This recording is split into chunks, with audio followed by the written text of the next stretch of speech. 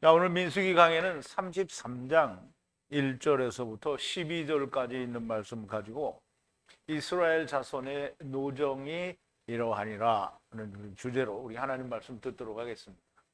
자, 영어로는 These are the journeys of the children of Israel이라고 제목을 했고요. 우리 하나님의 말씀 볼게요.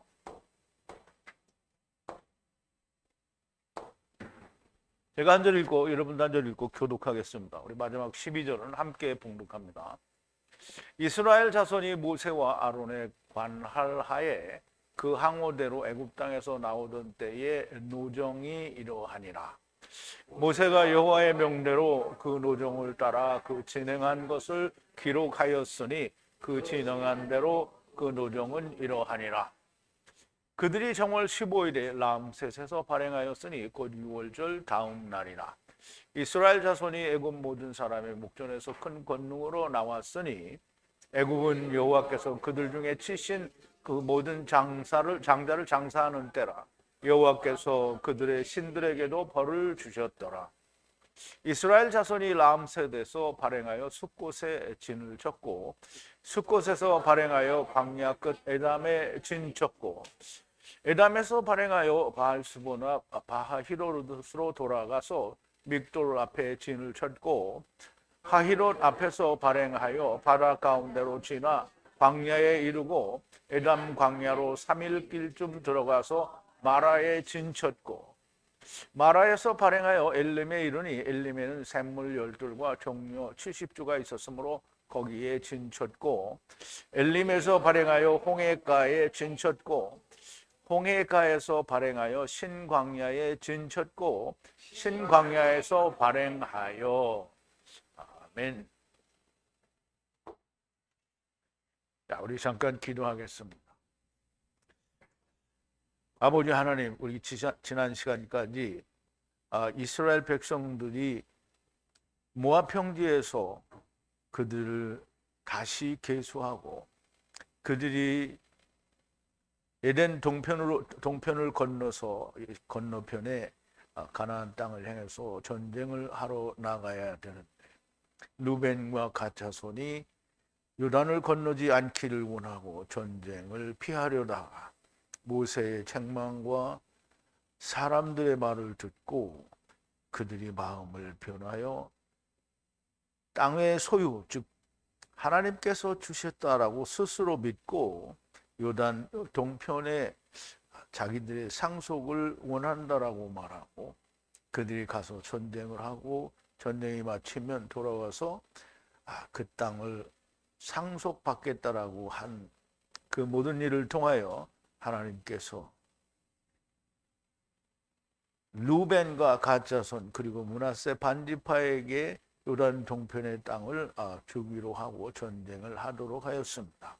아버지 하나님, 이제 그 일이 끝난 뒤에 이스라엘 백성이 모압 평지까지 오게 된 애굽에서부터 출발하여 오게 된 여정을 하나님께서 기록하라 하셔서 모세가 여호와의 말씀대로 기록하신 그 부분의 일부를 오늘 우리가 묵상하게 됩니다. 하나님, 이 말씀을 통해서 하나님께서 이스라엘을 애굽에 왜 집어넣었고 어떻게 해서 꺼내 오시는 것이며 그 과정에 있는 모든 일들에 대하여 하나님께서 말씀하시는 그 말씀의 참뜻을 우리가 깊이 깨닫는 귀한 시간이 되도록 하나님이여 역사하여 주시옵소서. 예수님의 이름으로 기도하옵나이다. 아멘.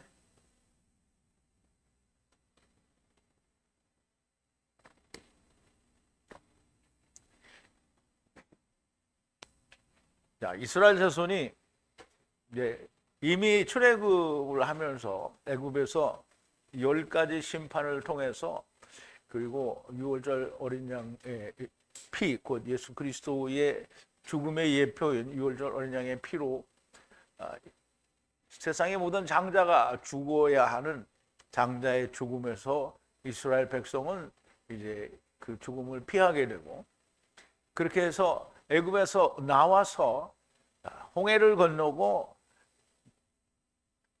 그러니까 람셋에서부터 출발하니까 애굽에서부터 출발하여 모압 평지까지 오는 여정을 기록을 하는 거예요. 그런데 기록이 실제 지명이 나오는 데도 있고 그냥 나오지 않는 것도 있습니다. 그래서 말씀을 하나씩 풀어가면서 과연 여정을 통해서 하나님은 무엇을 말씀하시려는 건지 우리가 좀 깨닫게 되는 귀한 시간이 되기를 좀 바랍니다.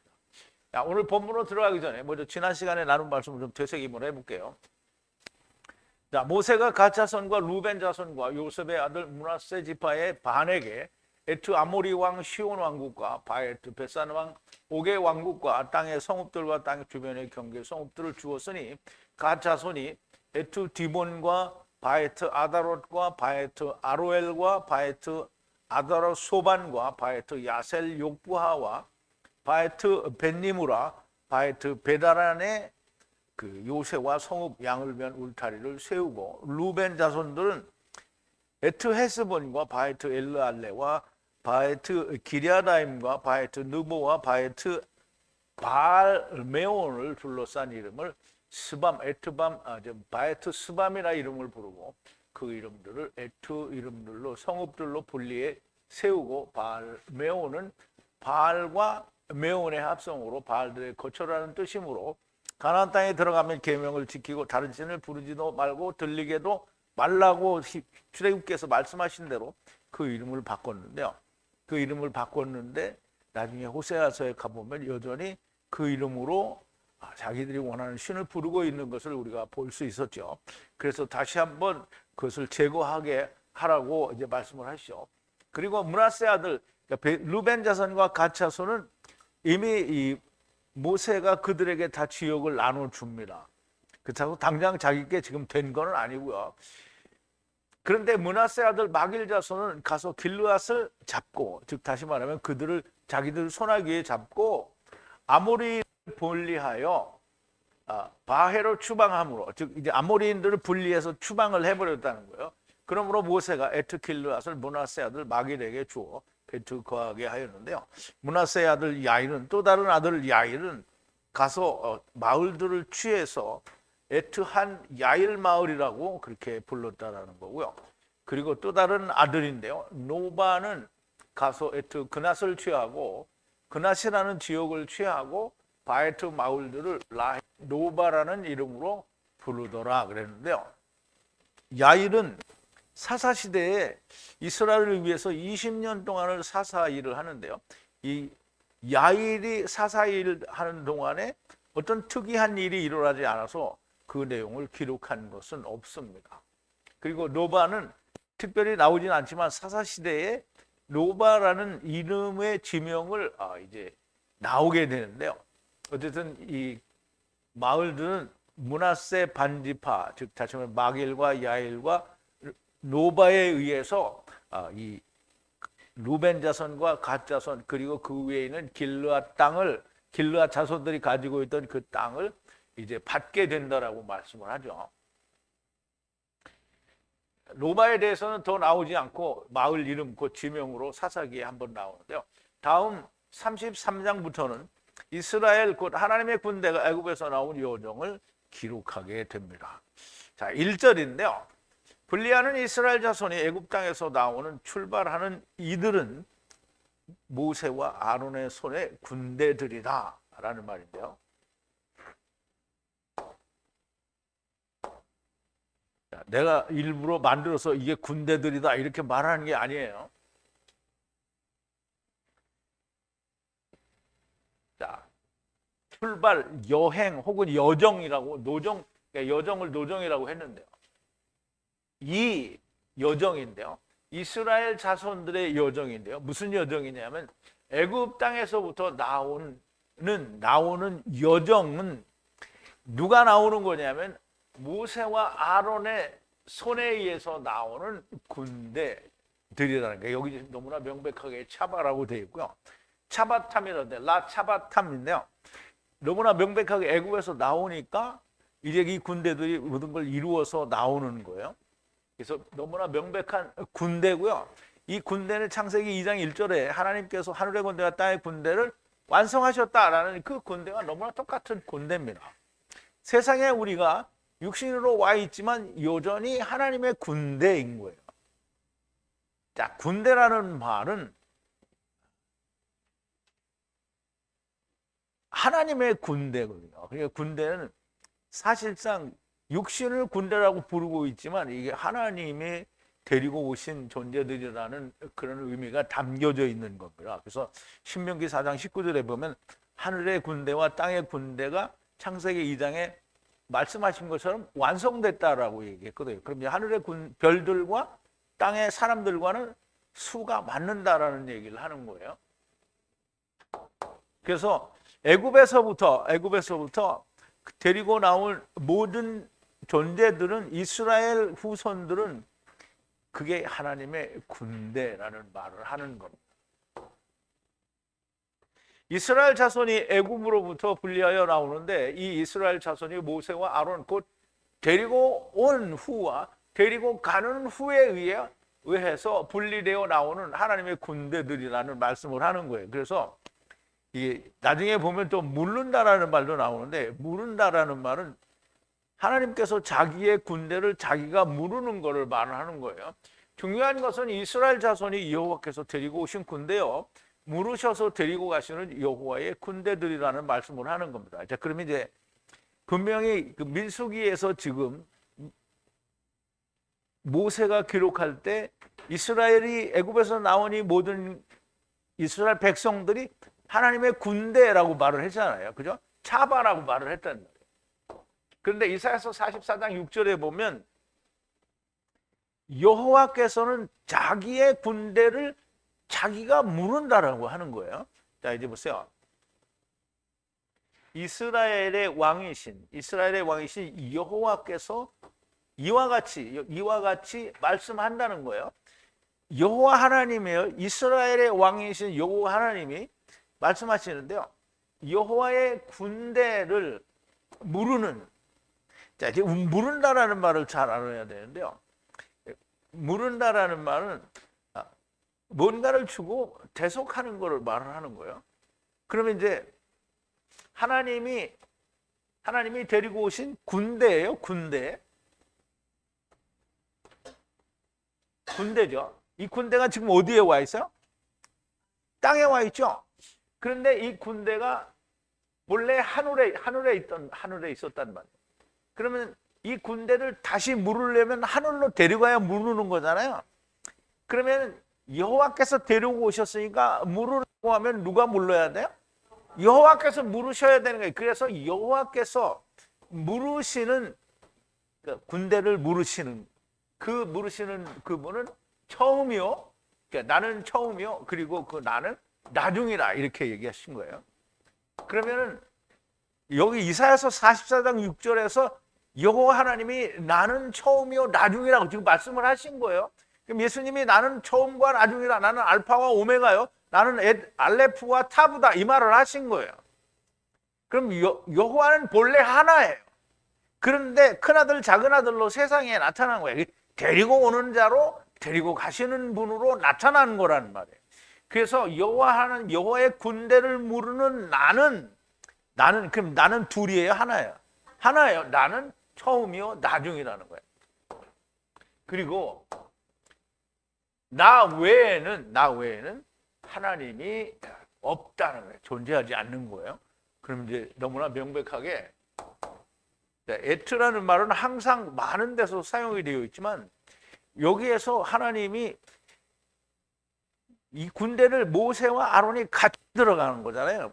모세와 아론, 하나님의 큰 손, 편팔로, 권능으로 애굽에서부터 끌고 나왔다라는 얘기를 하시는 거예요. 자, 2절인데요. 모세가 애투 출발하여 나아감을 기록하였으니 여호와의 말씀 위에 이들이 출발해 나갔음이라 그랬는데요.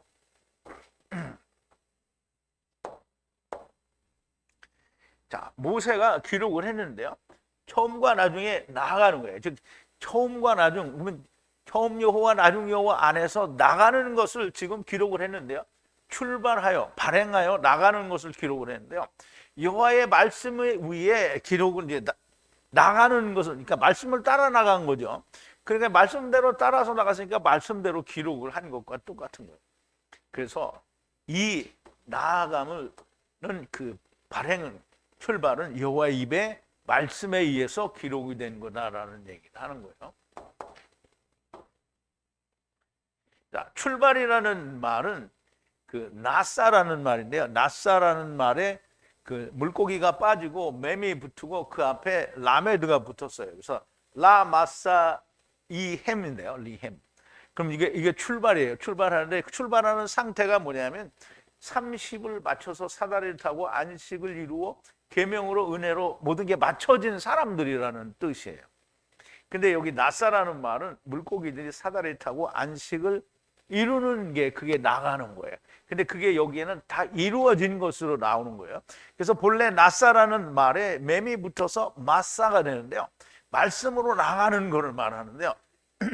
여기에 앞뒤로 접두사와 전미사가 붙어서 이루어진 단어가 출발이라는 말이에요. 근데 그 출발이라는 말을 그냥 우리가 사정을 생각해서 깊이 이해를 하면 이해를 할 수 있는데, 왜냐하면 이스라엘이 애굽에 하나님이 야곱과 함께 내가 내려가겠다고 해서 야곱과 함께 하나님이 내려온 거잖아요. 그럼 야곱은 곧 하나님이니까 하나님이 데리고 내려왔어요. 그럼 이제 하나님 야곱 물리적으로 보여준 야곱은 죽잖아요. 그럼 이제 누가 다시 데리고 올라가는데 모세를 통해서 데리고 올라가게 되는 거죠. 어디로? 가나안 땅으로. 근데 가나안 땅에 모세는 못 들어가고 누가 들어가죠? 여호수아가 들어가게 되는 거죠. 그래서 출발이라는 말 자체가 우리말로는 출발이다 또는 노정이다, 여정이다 이렇게 말을 해버리면, 우리말로 여정이라고 하면 그 안에 담겨진 내용이 있어요, 없어요?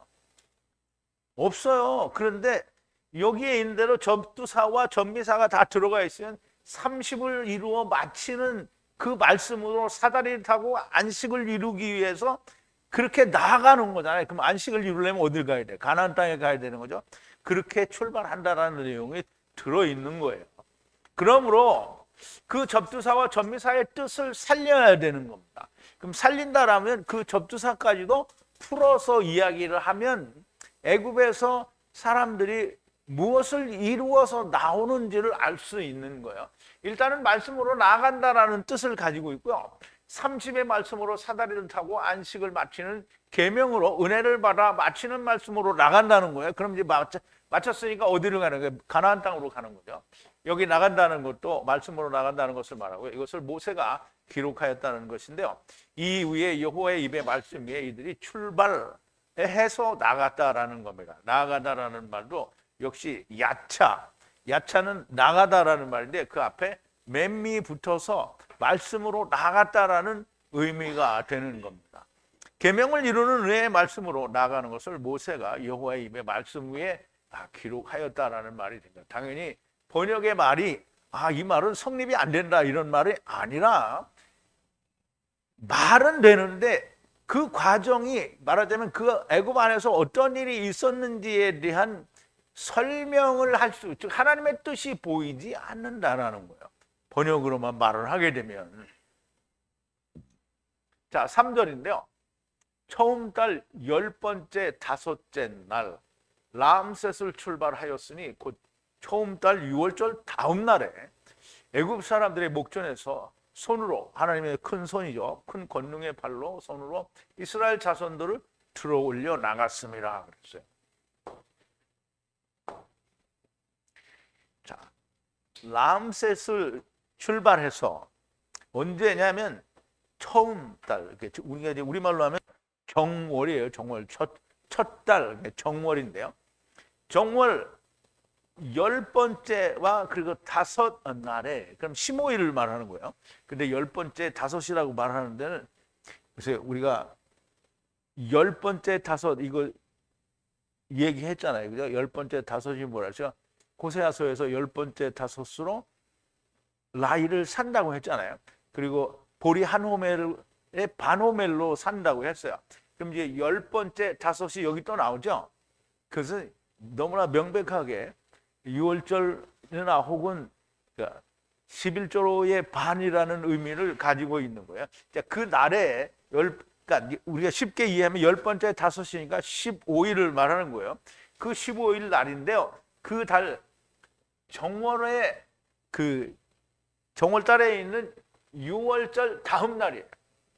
6월절 다음 날, 그럼 이제 출발을 하는 거예요. 이스라엘 백성이 6월절 어린 양이 있은 다음 날 출발하는데요. 이스라엘 자손들이 나갔어요. 어디 애굽을 나갔단 말이에요. 손으로 들어올리는데 손을 이렇게 들고 나갔다는 게 아니라 여호와 하나님의 손으로 나간 거예요. 여호와 하나님의 손은 뭐예요? 율법이 모두 맞춰진 걸 얘기하는 거예요. 그리고 애굽 사람들의 모든 눈앞에서 그렇게 이스라엘이 람셋을 출발해서 나갔다라는 말이에요. 그 날이 이제 6월절 다음 날 정월 15일이라는 말을 하는 거죠. 처음 달 10번째, 다섯째 날은 처음 달 6월절 다음 날, 그러니까 첫째 정월 15일은 6월절 다음 날을 말하는 거예요. 애굽의 심판을 내리시는데 마지막 10번째 심판이 맞춰지는 날 이스라엘 자손들이 여호와 하나님의 큰 손과 편팔로 애굽 사람들의 목전에서 높이 올려져 나갔다라는 말씀인데요. 10번째 심판에 대하여는 특강을 통해서 이제 오늘도 특강을 하나 할 건데요. 이제 아론의 지팡이가 이씨의 지팡이를 삼켰다라는 주제로 한 20분 정도 특강을 할 거예요. 그리고 이제 일요일마다 금요일은 시간이 없으니까 일요일은 아침에 시작해서 좀 일찍 끝나니까 거의 한 20분 정도, 25분 그 정도 특강을 이제 매번 할게요. 그러니까 6월절 어린 양까지 끝날 때까지만 특강을 할게요. 그 뒤에는 또 다른 거 할 게 있으면 또 생각나면 하고요.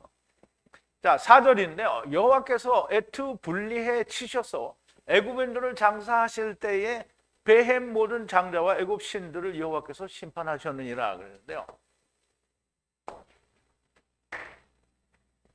자, 애굽인들을 장사하는데요. 이게 장사라는 말은 매장시키는 걸 말해요. 근데 그걸 다른 말로 히브리어에서는 케루브라고 하는데요. 여기는 케루브 라임이라고 했어요. 그럼 이제 장사되어지는데도 그냥 갖다 땅에 묻는 게 아니고 뭔가가 성취된 거예요. 에트 여호와께서 분리하여 치셔서 누구를 쳤냐면 애굽을 친 거예요. 그럼 베hem 모든 장자들을 장사 지내는데 그들의 하나님도 함께 장사를 지내는데 여호와 하나님의 심판을 행하여 그들이 장사가 되었다라는 말이에요.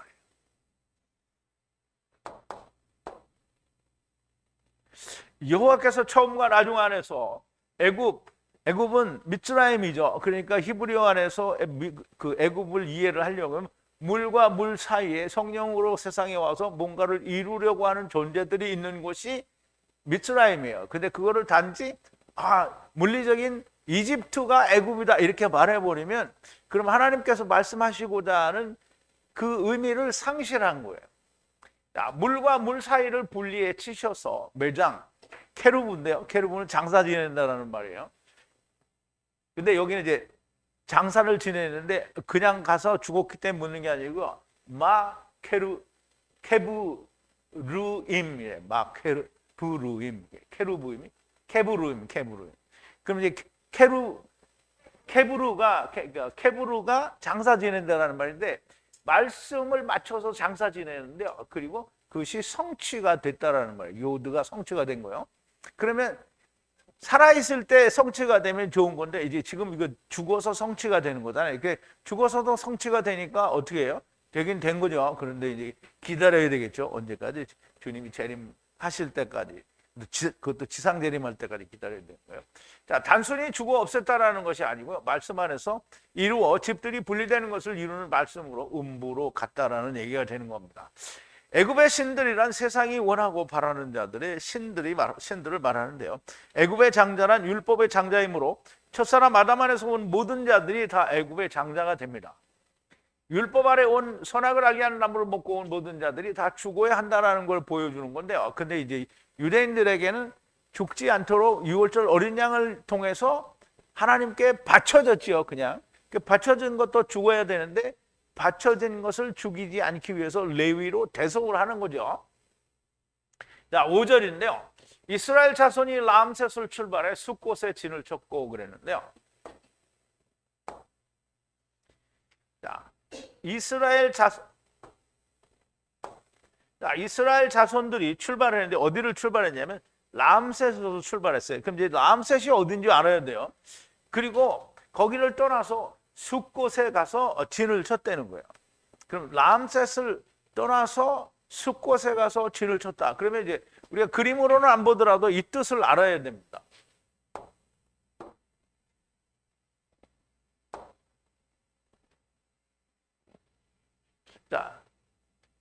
애굽을 죽음의 사자로 심판하셔서 애굽을 나오는데 야곱과 그의 모든 가족이 애굽에 내려와 거한 곳이 고센 땅의 람셋이에요.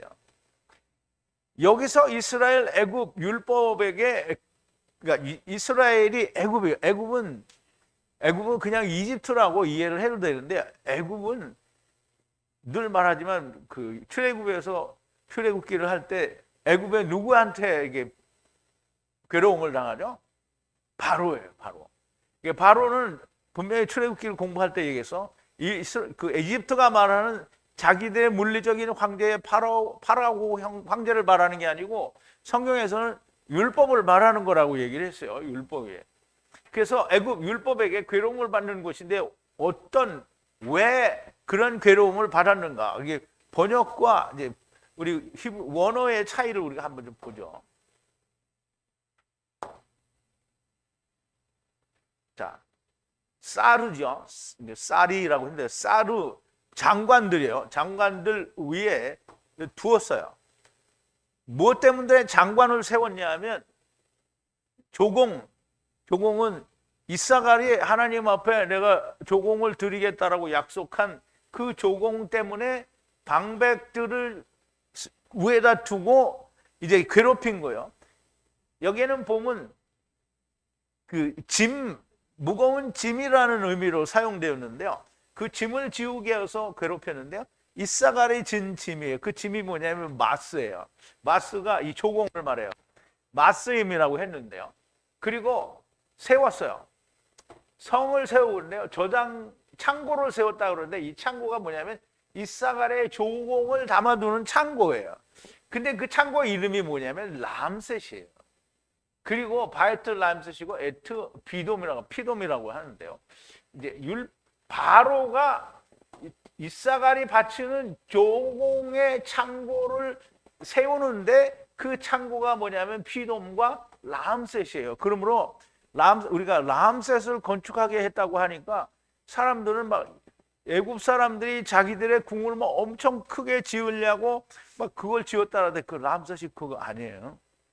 람셋은 창고인데요. 무슨 창고냐면 이사갈이 내는 조공을 쌓아두는 그 창고를 람셋 혹은 비lum이라고 했던 거예요. 그러므로 이거 정말 잘 알아야 됩니다. 애굽에서 이스라엘 사람들의 고혈을 빨아서 람셋이나 비lum이라고 하는 엄청난 거대한 궁전을 짓는 게 아닌 거예요. 그래서 우리가 조공에 대해서 좀 더 이야기하려고 하면 창세기 40장 15절에 그 이사갈에 대해서 얘기를 하는 건데요. 자, 이사갈이 봤어요. 뭘 봤냐면 안식을 봤어요. 안식을 보고 선함으로 땅이 선하다는 거예요. 코스모스의 땅은. 코스모스가 좋아서 이게 좋아하네. 바에트 코스모스가 좋다라는 말이에요. 그래서 기뻐함으로 뻗어나가는데요. 어깨에는 조공이라고 하는 짐을 진 거예요. 그럼 짐을 졌다라는 말은 율법을 졌으니까 율법의 세를 내는 게 그게 뭐냐면 마스예요. 라마스라고 되어 있는데요. 마스를 내기로 하고 일하기 위해서 하야 했다라는 말. 그러면 이 마스, 조세 또는 반세겔 뭐 이런 게 모두가 다 뭐냐면 율법에 의해서 내가 하나님께 드려야 하는 세금을 말해요. 근데 우리가 세금을 내는데 그러면 세금을 우리 얼마 내야? 반세겔 내는 거예요. 그 10게라를 내는 거예요. 10게라를 내는데 그거는 열의 반이죠. 10의 반이라는 말이에요. 10의 반이고 그리고 50, 그러니까 이제 호멜로 말하면 55멜이에요. 호멜이 아니고 55멜이에요. 55멜은 100 105멜의 반이잖아요. 그러니까 한 호멜은 105멜이에요. 자, 어쨌든 람셋에서 출발했다고 하는데 람셋에서 출발하는데 람셋이 애굽 사람들이 자기들의 먹을 식량을 잔뜩 쌓아놓는 창고나 이런 게 아닌 거예요. 율법에 의해서 지불해야 하는 조세를 쌓아두는 조공을 쌓아두는 그 창고를 말하는 거예요. 그러니까 이게 자기들을 위한 창고를 지우는 거를 말하는 거예요. 그러니까 이제 율법으로 벽돌을 쌓아서 뭘 성을 건축하라 이 말이 뭐냐면 전부 이게 조세하라는데 그 열심히 푸시해가지고 그 조세 바치도록 한 거를 말하는 거예요. 율법의 괴로움, 곧 이사갈의 괴로움으로부터 유월절 어린 양과 함께 율법의 장자들, 곧 첫사람 아담 안에서 온 모든 자, 애굽의 장자와 이스라엘의 장자가 다 죽습니다. 그런데 이스라엘의 장자는 죽었다라기보다 이제 받쳐졌다는 얘기가 되는 거죠. 그래서 여러분들 여기 죽었다라고 썼는데 제가 받쳐졌다라는 말로 바꿨어요. 그런데 이 받쳐진 자들을 다시 레위들로 대속을 하게 되는 거죠. 고로 유월절 어린 양의 죽은 자는 레위로 다시 살아서 하나님의 일을 해야 되는 거예요. 그러므로 유월절 어린 양으로 말미암아 받쳐졌으니까 오늘 예수 그리스도로 말미암아 받쳐진 우리는 뭐냐면 레위로 다시 사는 거예요. 즉 카탄으로 다시 사는 거고요. 레위는 하나님의 성전의 일을 맡은 자들이에요. 그러면 성전을 맡은 자는 뭘 한다고요? 제사장을 도와서 하나님을 섬기는 일을 하는 건데 지금 이제 오늘날은 제사장이 누구죠? 네? 예수님이 제사장이죠. 그럼 예수님은 하늘에 계시잖아요. 그럼 우리는 뭐예요? 레위죠. 우리는 레위인데 레위가 제사장 일을 돕는 거잖아요. 그럼 이제 왜 하나님이 계시니까 예수님이 계시니까 우리 레위가 돕는데 우리는 성전을 통해서 돕는 게 아니잖아요. 그럼 성전을 통해서 돕는 게 아니면 뭘 가지고 그런 거예요? 예수 그리스도께서 이루신 그 일을 가지고 우리가 성전의 일을 하는 거예요. 그래서 레위로 다시 살아서 하나님 일을 해야 하는 거고요. 그런데 이들이 숫곳에 진을 쳤다라고 하는데요. 숫곳은 이게 이제 수코트예요. 수코트. 수코트는 이 숫곳은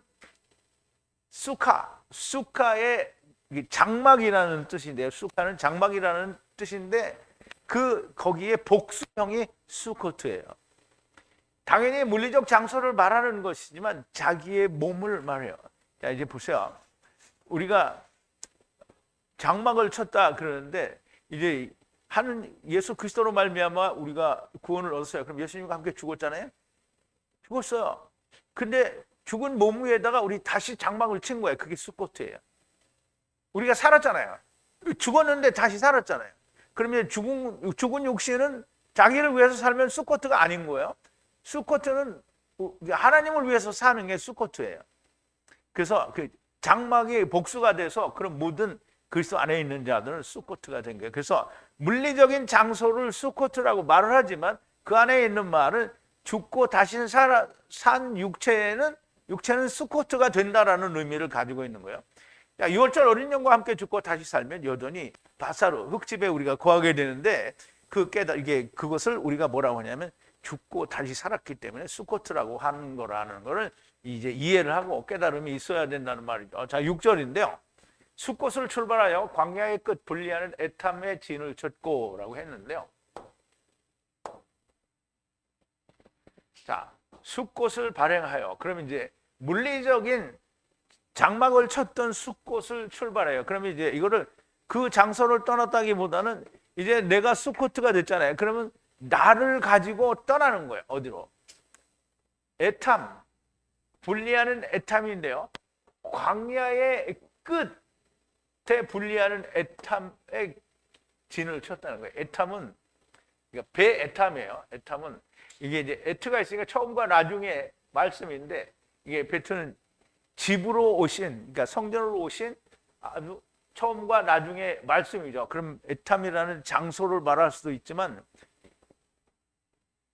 배 에탐의 그 배 에탐이 어디냐면 광야의 끝이에요. 광야의 끝. 광야의 끝은 어디겠어요? 세상 끝이죠. 세상 끝에는 누가 와요?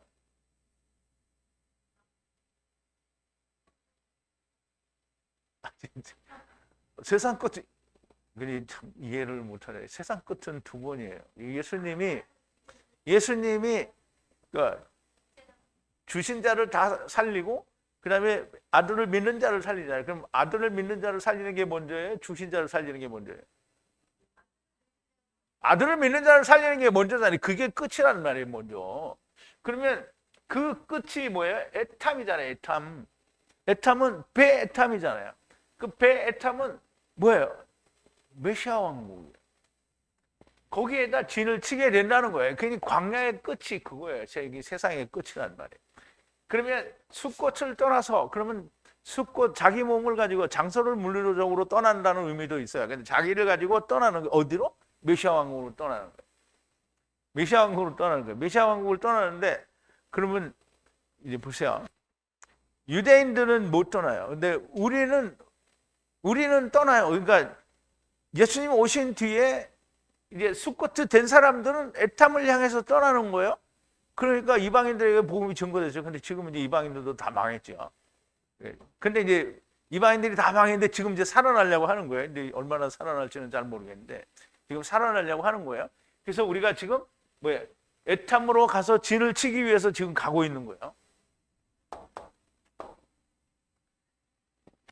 자, 숫꽃을 출발했다는 것은 장소를 떠났다는 의미도 있지만 장막들이 출발했다는 뜻이 함께 있는데 이들이 광야 세상 끝인 애탐에 진을 쳤다는 말이고 집이 처음과 나중에 말씀을 마친 곳에 진을 쳤다라는 것인데 진치다는 은혜와 하다드는 우상의 이름인데요. 그러면 우상의 이름을 가진 그곳에 진을 쳤다는 건데요. 고로 진치다는 우상의 이름 땅에 은혜로 진을 쳤다라는 말인데요. 그럼 이제 애탐을 향해서 지금 이방인의 때에 우리가 진을 치고 일을 한다는 거예요. 우상의 이름의 땅에 은혜로 진을 쳤다는 말이고요. 광야 세상의 끝인 애탐에 진을 쳤다는 것은 주님이 오셔서 처음과 나중의 말씀으로 마친 곳에 진을 쳤다라는 거예요. 그러면 처음과 말씀을 마친 곳은 주님이 다시 오는 거기를 말하는 거예요. 자, 7절인데요. 애탐을 출발해 돌이켜 바알 세본 면전에 아세르 바히롯 위에 믹돌 면전에 진을 쳤다 그랬는데요.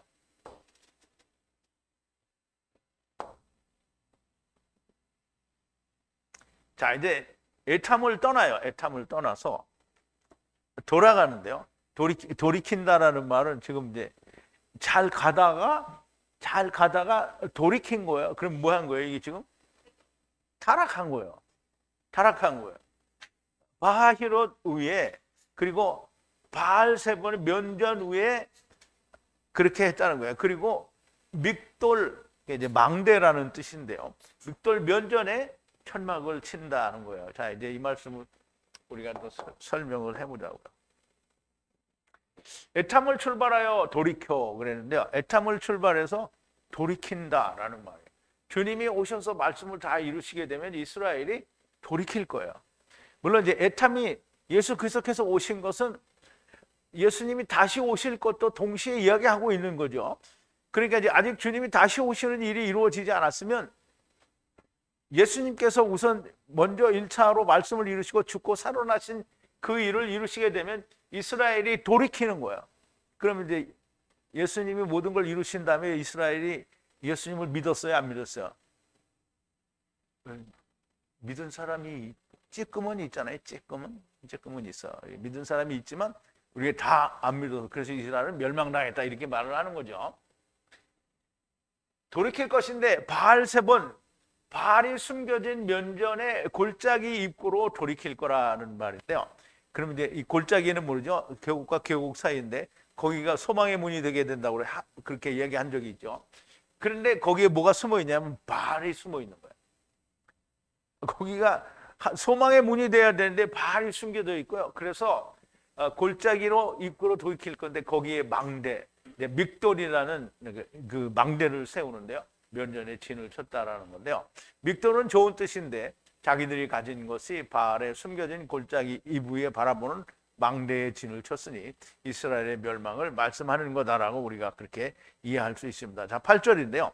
바하히롯은 지금 이제 바하히롯은 바알메온의 바알메온인가? 바알세본이네요. 바알세본의 면전에 있는 그곳이 바하히롯이에요. 그러니까 좋은 데는 아니죠. 바하히롯의 면전을 출발하여 광야의 바닷가 가운데를 넘어가서 에탐 광야의 세 번째 날의 길을 떠나서 마라에 진을 쳤더라 그랬는데요. 자, 이제 그러면 바알세본에 있는 그 바하히롯에 진을 쳤어요. 그 진을 쳤다가 거기를 이제 또 떠나서 자, 바하히롯의 면전을 떠나서 바다의 가운데를 넘어가요. 바다의 가운데를 넘어서 광야로 들어가는데요. 그 광야는 에탐 광야의 세 번째, 광야의 날의 세 번째 길이에요. 그 세 번째 날의 길, 세 번째라는 길은 그를 향해서 걷는 건데요. 마라에서 진을 쳤다는 거예요. 그러면 이제 광야의, 에탐 광야의 세 번째 날은 뭐예요? 세 번째 날은, 에탐 광야의 세 번째 날은 이제 그 예수님 오신 뒤에 그러니까 모든 걸 이루신 뒤에 에탐 광야가 오늘 그 세 번째 날이 된다는 거예요. 세 번째 날은 뭐죠? 메시아 왕국이죠. 메시아 왕국의 길을 가는데 마라에서 진을 쳤다는 게, 마라는 뭐예요? 쓰다라는 말이에요. 거기에 쓴 곳에 진을 쳤다라는 말이에요.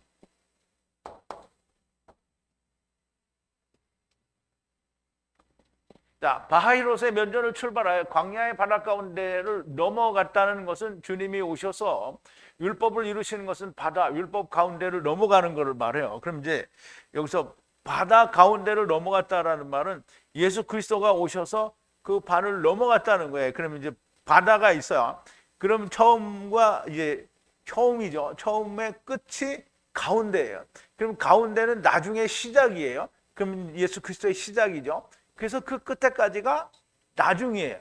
그러면 이 중간을 뭐라고 하냐면 예수님이 나타나시는 것이 그때가 중간인 거예요. 그래서 구약에서 신약에서 보면 중간에 대해서 여러 번 설명을 하는데, 이제 자, 율법의 가운데에 대해서 우선 이제 알아보자고요.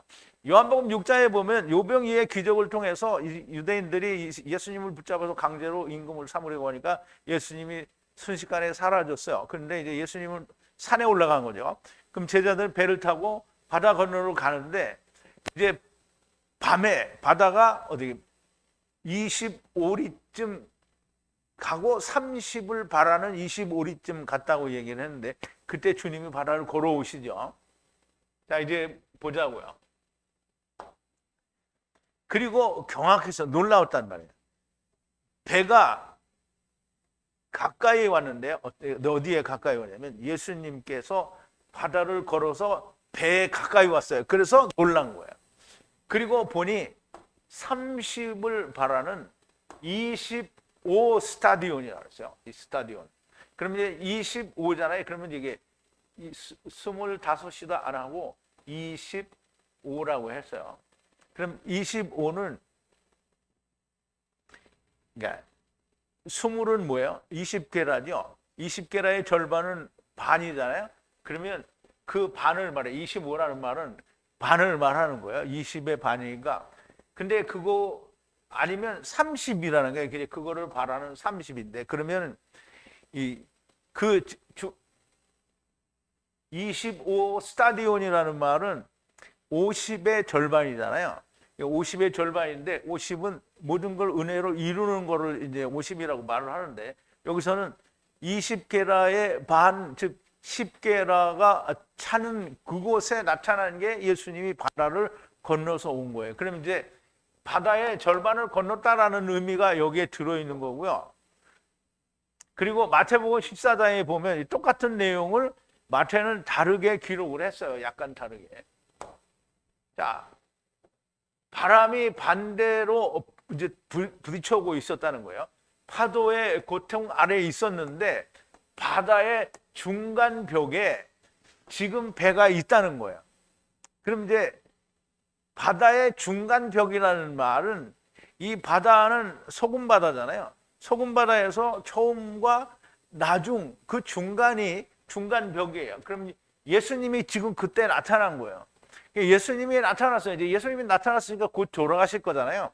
그러면 이 중간은 그게 바다를 건너는 거예요. 지금 바다를 건너서 중간에 왔다는 거예요.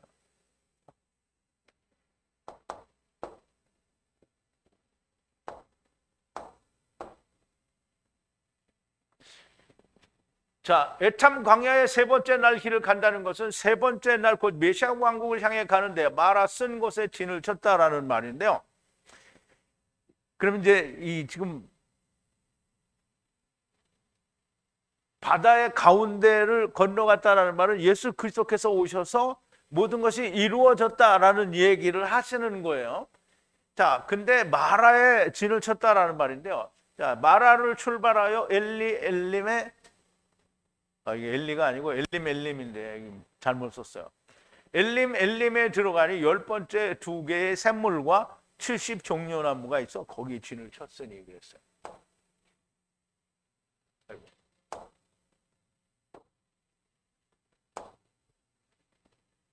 자, 이제 마라를 떠났어요. 그게 엘림과 엘림에 들어가는데요. 10번째와 2번째 샘물이 있다는 거예요. 샘물. 여기 이제 아이는 샘이라고 이해를 하고요.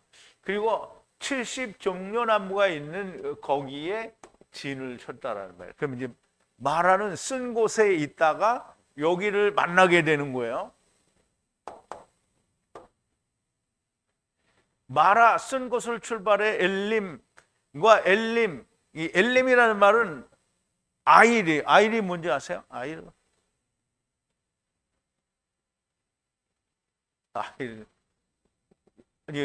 이삭이 드려지는 곳이 어디죠?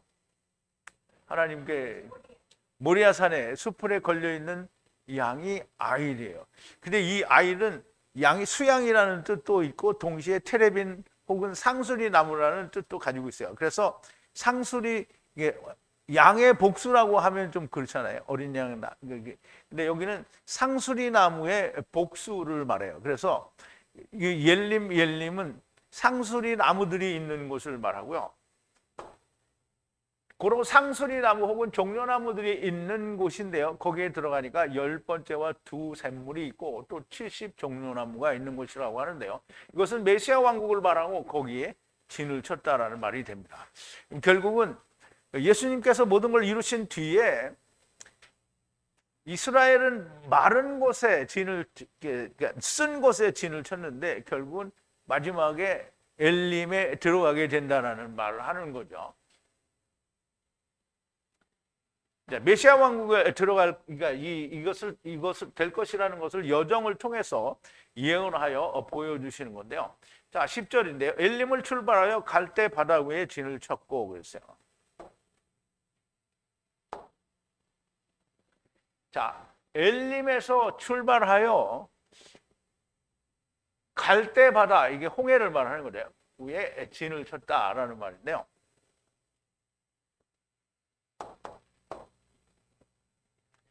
메시아 왕국으로 들어갈 것을 이미 보여줬어요. 이제 그러면 이제 샘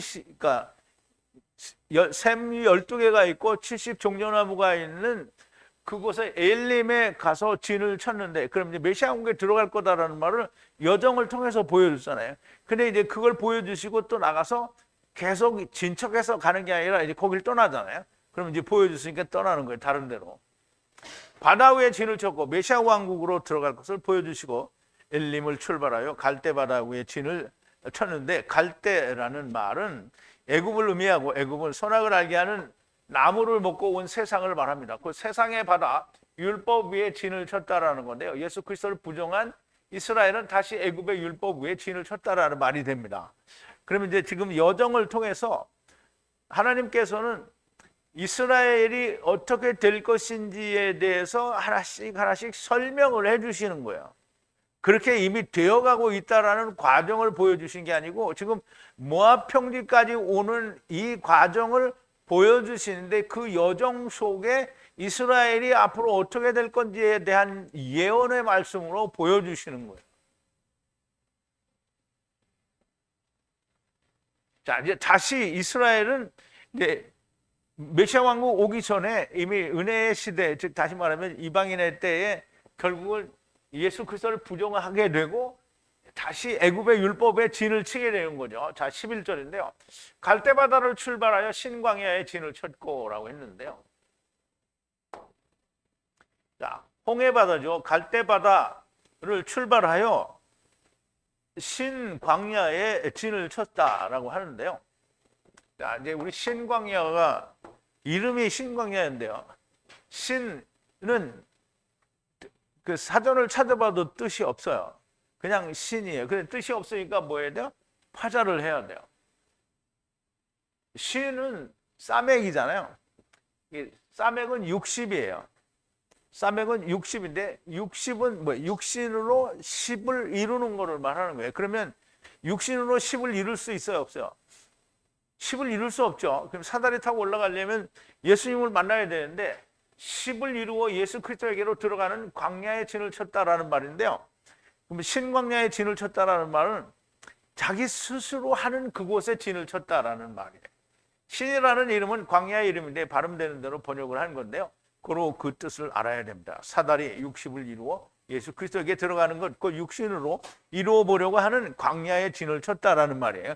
그러면 여전히 율법 아래 있다라는 말과 이제 흡사한 말이 되는 거죠.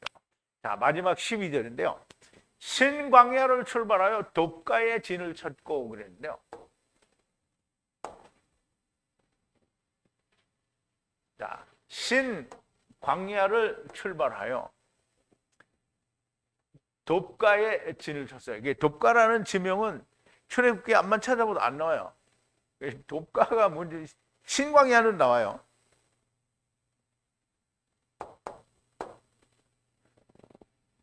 자기 육체로 이루는 곳에, 그러니까 이제 신광야는 자기가 이루는 곳을 말해요. 자기가 이루는 광야에 진을 치고, 돕가라는 말은 두드리는 곳에 진을 쳤다라는 말인데, 두드린다라는 말은 자기가 막 열심히 두드리는 거예요.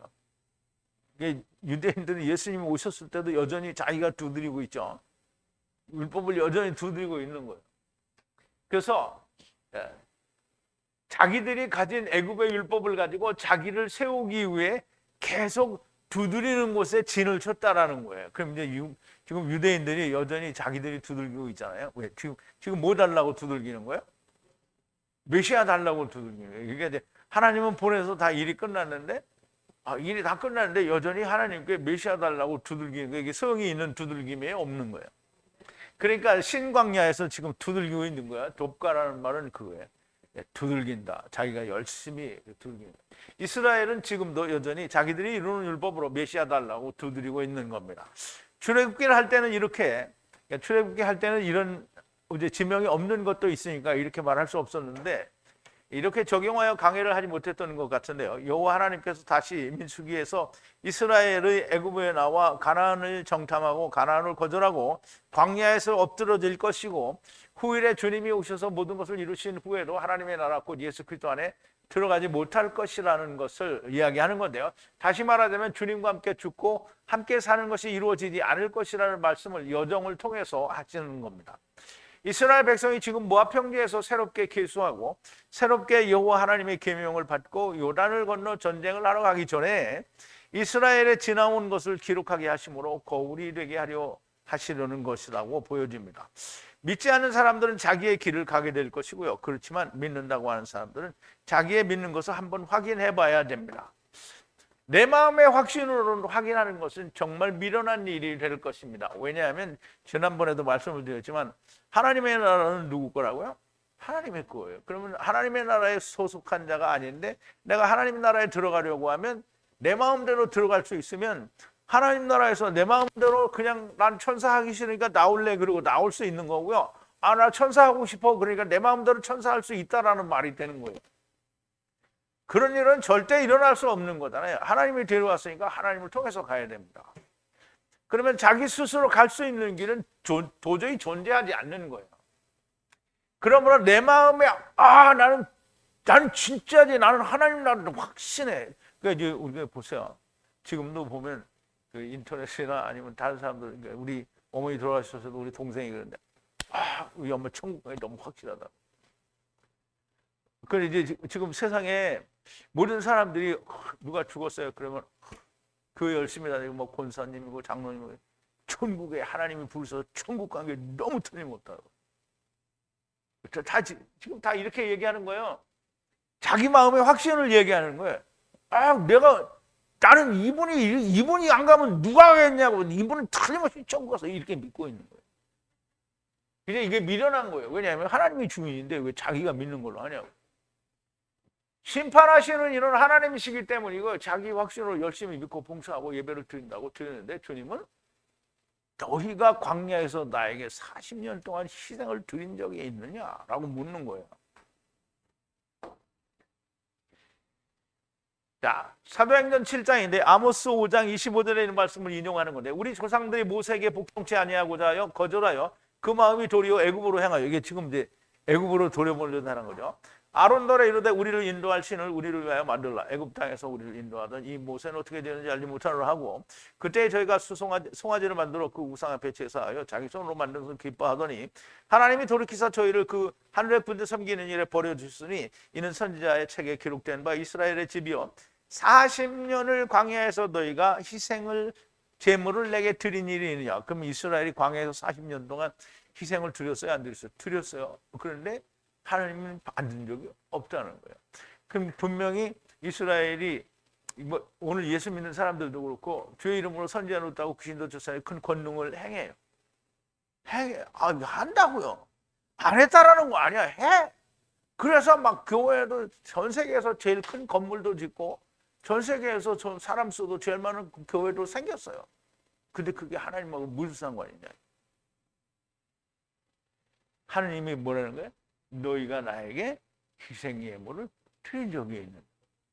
아니, 예배를 드렸다고 안 해요. 희생 예물을 드린 적이 있냐. 하나님이 희생 예물을 받잖아요. 희생 예물이 뭐예요? 유월절 어린 양이잖아요. 유월절 어린 양을 너네가 드렸냐? 그럼 너 같이 죽었냐 이 말이에요. 근데 같이 죽은 적이 없다는 거예요. 예수 그리스도를 희생 제물로 드렸냐? 너 같이 죽었냐? 안 죽었어요. 누가 안 죽었냐?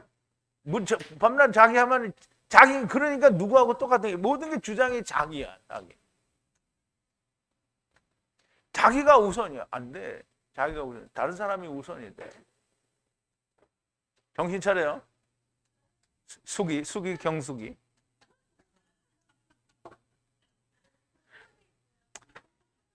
자, 내가 내 생각대로 하면 망하는 거예요. 오늘도 간절한 마음으로 하나님께 기도를 합니다. 하나님의 성령님께서 히브리어 원어 성경을 통해 무슨 말씀을 하시는지 들리는 귀를 가진 분들이 정말 많이 나오기를 정말 바랍니다. 기도하시겠습니다. 사랑이신 우리 아버지 하나님, 감사와 찬송과 영광을 돌립니다. 아버지 하나님, 히브리어 원어 성경을 통하여 아무것도 더하지도 빼지도 않은 하나님의 말씀을 통하여 정말 많은 것들을 저희들에게 말씀해 주십니다. 아버지 하나님, 이스라엘이 애굽을 떠나 하나님의 심판을 통하여 람셋을 출발하여 모압 평지에까지 가는 그 여정을 기록하시면서, 하나님께서 그 여정을 기록하시면서 우리에게 말씀하시고자 하는 내용들을 우리가 조금 살펴보았습니다. 아버지, 오늘 우리는 이것을 거울 삼아서 이스라엘이 갔던 길을 동일하게 걷지 않고 오직 하나님의 말씀을 쫓아 우리가 예수 그리스도와 더불어 함께 죽고 사는 일이 우리 안에 이루어져서 마땅히 그 일을 증거하고 전하는 자들이 될 수 있게 하여 주옵소서. 오늘 하나님의 말씀을 통하여 성령님의 음성을 듣는 자들이 정말 많이 나올 수 있도록 하나님께서 은혜를 베풀어 주시옵소서. 예수님의 이름으로 기도하옵나이다. 아멘.